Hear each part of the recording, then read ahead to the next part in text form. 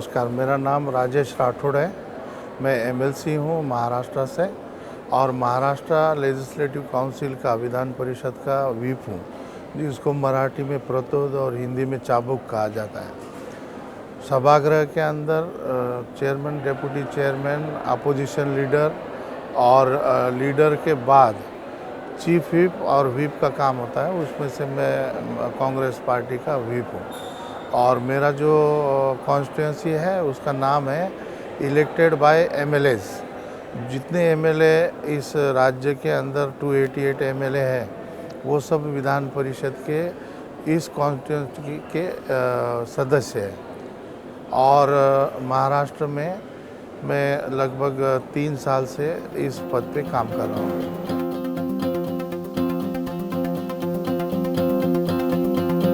सबसे पहले मुझे तो बहुत खुशी हुई कि एनएलसी भारत का जो यहाँ पे आयोजन हुआ, ये बहुत ही बढ़िया आयोजन है। मुझे लगता है शायद देश में इस प्रकार का प्रयोग पहली बार हुआ हो और बड़ी खुशी की बात है कि देश भर के सब विधायक जो एमएलसी और एमएलए हैं, जो इस सम्मेलन में, इस चर्चा सत्र में और कॉन्फ्रेंस में एक साथ जुड़ रहे हैं। एनएलसी भारत और जो फैमिली है, विश्वनाथ कराड़ जी और राहुल जी, इनको मैं धन्यवाद देना चाहूँगा कि आपने एक अच्छा उपक्रम, एक अच्छा कार्य आपके हाथों से यहाँ पे किया है और आपको बहुत सारी शुभकामनाएं। आने वाले दिनों में आप इस देश के जो कायदा कानून बनाने वाले लोग हैं, उनको एक साथ जोड़ने का काम भारत भर में आप कर रहे हो।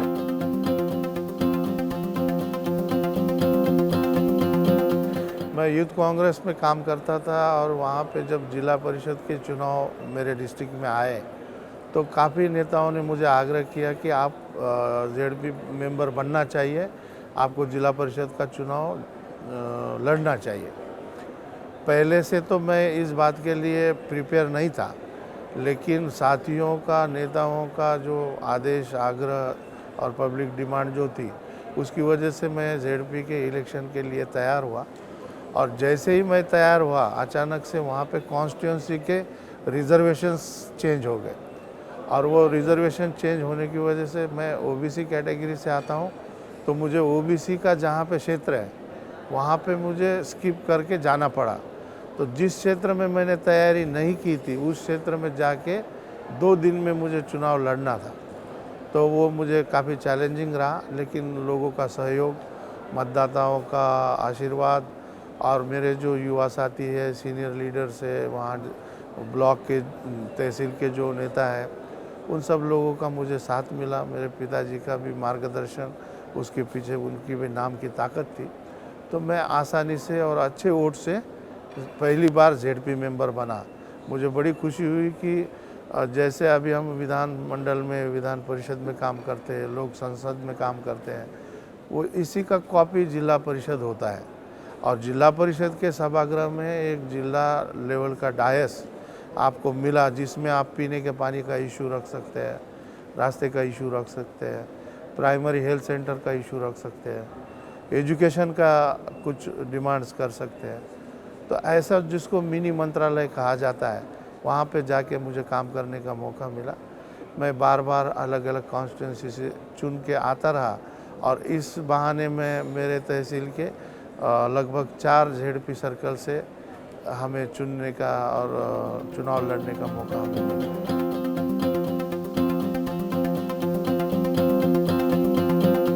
2 लोगों के बारे में मैं ज़रूर यहाँ पे कहना चाहूँगा। एक तो जिनके बारे में हम इतिहास से अभी तक सुनते आ रहे हैं, पढ़ते आ रहे हैं, तो उसमें सबसे बड़े आइडियल पर्सन जो है वो महात्मा गांधी जी है। और दूसरे जो है मेरे पिताजी, जिनको मैं बचपन से उनको देखते हुए आ रहा हूँ।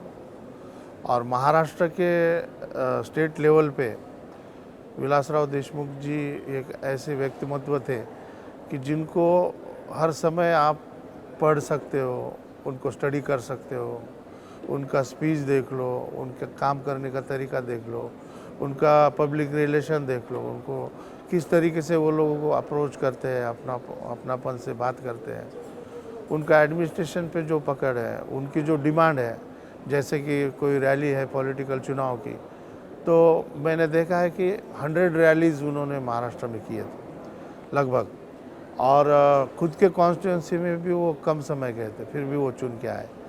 तो ऐसा राजनीतिक नेता जो कि अपने कार्यकर्तृत्व से, अपने रहन सहन से, अपनी बातों से और अपने नेचर स्वभाव से लोगों का मन जीत ले, वैसे विलासराव जी देशमुख को मिल रहे हैं।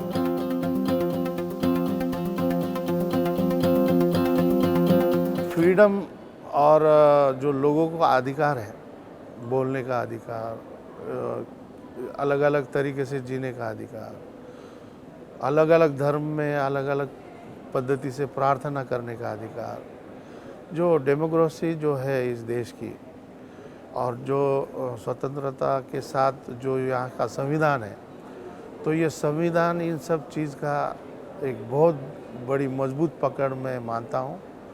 और संविधान ही है जो इस देश को बचा के रखेगा और आगे बढ़ाएगा। जैसे समानता का मुद्दा लो, यहाँ कोई गरीब अमीर का कोई डिफरेंस नहीं है, कोई जाति भेद का और धर्म भेद का कोई ये नहीं है।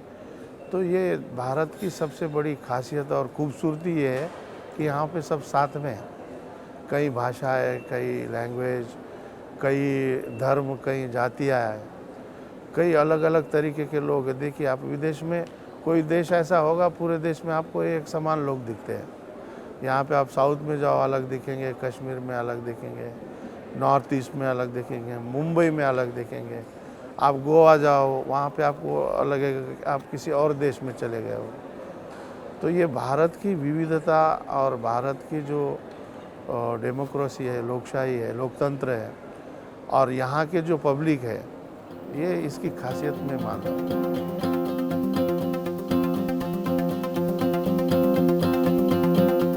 एक्चुअली किसी भी राजनेता को या सामाजिक क्षेत्र में काम करने वाले इंसान को ये दो चीज़ों को बैलेंस करना सबसे मुश्किल काम है। और पर्सनल लाइफ के बारे में तो मैं दो चीज़ें ज़रूर कहना चाहूँगा कि मैं उन सभी मेंबर का धन्यवाद करना चाहता हूँ जो मेरे फैमिली में है। जैसे मेरे माँ बाप है, मेरी वाइफ है, मेरी बेटी है, क्योंकि वो सब लोग मुझे समझ के लेते हैं और मेरे प्रोफेशन के हिसाब से वो लोग कई बार एडजस्ट करते हैं। पॉलिटिकल लाइफ में समय का कोई शेड्यूल नहीं रहता। आप 365 दिन में से किसी भी दिन आप ऑफिस वर्क कर सकते हो, किसी भी दिन आप छुट्टी ले सकते हो। राजनीति में कोई कलेक्टर की तरह सुबह 10 बजे आएगा और 5 बजे चले जाएगा, ऐसा होता नहीं। राजनीति में रात के 12 बजे भी आपको किसी किसान का, मुझे किसी किसान का फ़ोन आया था और उन्होंने मुझे बताया कि मैं जिनके सहारे में ये खेती करता हूँ, उन बैलों को बाजू वाले किसान ने जहर दे के मार दिया है। मतलब वो उसके जो अनाज है, जो क्रॉप है, उसके ऊपर उन्होंने पेस्टिसाइड फवारनी किया था, ये किया था। उसका वजह अलग था, लेकिन वो इनके एनिमल ने खाने की वजह से उनकी डेथ हो गई। तो इस किसान को डाउट है कि बाजू वाले ने जानबूझ के उसके लिए ये किया है। तो मतलब आप उसको डिनाई नहीं कर सकते। मुझे एक अनुभव ये भी है कि किसी का डॉग बीमार था और वो मुझे फ़ोन करके डांट रहा था कि यहाँ पास में जो हॉस्पिटल है वहाँ पे डॉक्टर नहीं है। हालांकि वो डॉक्टर ने रहना चाहिए, लेकिन मैं विधायक हूँ, लोगों की अपेक्षा है। तो जैसे वहाँ मेरे क्षेत्र में रहने वाले लोग हैं, बुज़ुर्ग लोग हैं, उनका हॉस्पिटल का इशू है, किसी के वहाँ रास्ते का इशू है, किसी को कहीं एडमिशन चाहिए, किसी को कोई सिफारिश चाहिए, किसी को ब्लड की ज़रूरत है लेकिन वो मिल नहीं रहा है, स्पेशली वाइट सेल्स है या और कुछ चीज़ें हैं जहाँ पे जिलाधिकारी कार्यालय है, हॉस्पिटल है, जिला परिषद है, पंचायत समिति है, तहसील है। तो यहाँ पे लोगों के काम के लिए आपको जाना पड़ता है, आपको फ़ोन करना पड़ता है, आपको लोगों के सुख दुख में भी शामिल होना पड़ता है। और ये इमोशन जो रहते हैं, इस पे बहुत बुरा असर करता है। जैसे मान लीजिए आप 1 घंटा पहले किसी की मौत में गए थे, आप वो फ्यूनरल करके वापस आ रहे हैं और 2 घंटे के बाद किसी के बर्थडे में जा रहे हो, तो आप वो सुबह में जो आपके साथ इमोशन हुआ है वो चेहरा लेके आप किसी के जन्मदिन में नहीं जा सकते। और आप इतना झूठ भी ये नहीं कर सकते कि आप एक्टिंग कर लो और आप चेहरा बदल लो, तो ये बहुत मुश्किल जाता है। लेकिन राजनीतिक जीवन में ये राजनीतिक जीवन का हिस्सा है। प्राइवेट लाइफ जीने के समय थोड़ा सा समय निकाल के थोड़ी देर मोबाइल से दूर होके बच्चों के साथ, बीवी के साथ, माँ बाप के साथ समय देना पड़ता है। उस समय लोग नाराज़ हो जाते हैं कि विधायक जी हमारा फ़ोन नहीं उठा रहे। विधायक जी को 2 बार कॉल किया, तीसरी बार आप उसका फ़ोन उठा लो, वो काम बोलेगा ही नहीं। वो पहले इस चीज़ का हिसाब लेगा कि 2 बार कॉल किया था, ऐसा हो गया, वैसा हो गया। तो आपको कई लोगों की डांट खानी पड़ती है, आपको कई लोगों का शाबाशी मिलता है, आपको कई लोग सिर के ऊपर लेके नाचते हैं, आपके कई लोग पोस्टर को इसको काला रंग भी पोत देते हैं। राजनीति में आपके इमोशन के साथ बहुत कुछ होते रहता है, लेकिन राजनीति जब हमने पसंद की है और जब हमने डिसाइड किया है कि हम राजनीति करेंगे तो ये सब होते रहता है। लेकिन मैं बहुत खुश हूँ कि मैं परिवार को भी समय दे सकता हूँ। मैं कभी कभी बच्चों को लेने स्कूल जाता हूँ, बच्चों को छोड़ने स्कूल जाता हूँ, कभी उनके साथ खेल लेता हूँ, कभी छोटी बेटी के साथ भागते हुए खेल लेता हूँ। तो ये सब चीज़ें बहुत इंटरेस्टिंग है और इसकी वजह से जीवन में एक मज़ा आ जाता है।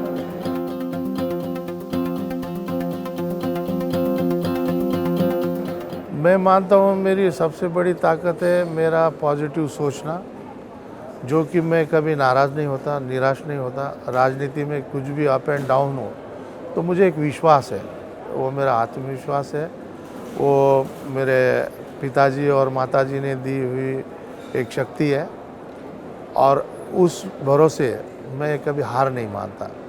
कई लोग मान लो 15 साल में 3 बार अगर आपका टिकट कट जाए और आप हर 3 बार हर 5 साल को और टिकट फाइनल होके चेंज हो जाए तो लोग डिप्रेशन में चले जाते हैं।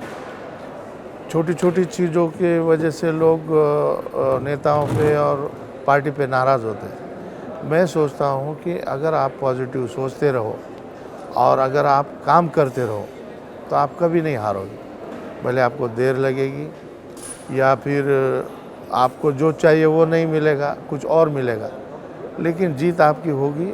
आपने डरना नहीं चाहिए। और सबसे बड़ी ताकत है कि किसी भी इंसान की सोच, अगर सोच मजबूत हो, इरादे बुलंद हो, तो आने वाला दिन आपका है, ऐसा मैं मानता हूँ।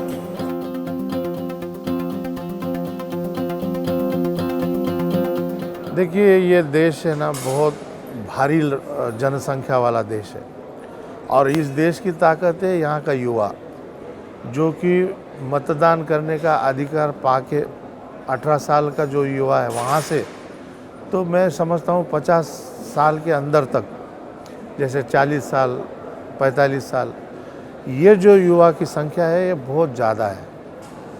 और ये युवा की संख्या ये राजनीति के साथ साथ देश का भविष्य भी बदल सकती है। मैं युवाओं से आह्वान करना चाहूँगा, निवेदन करना चाहूँगा कि आइए आप भी राजनीति में शामिल हो जाइए।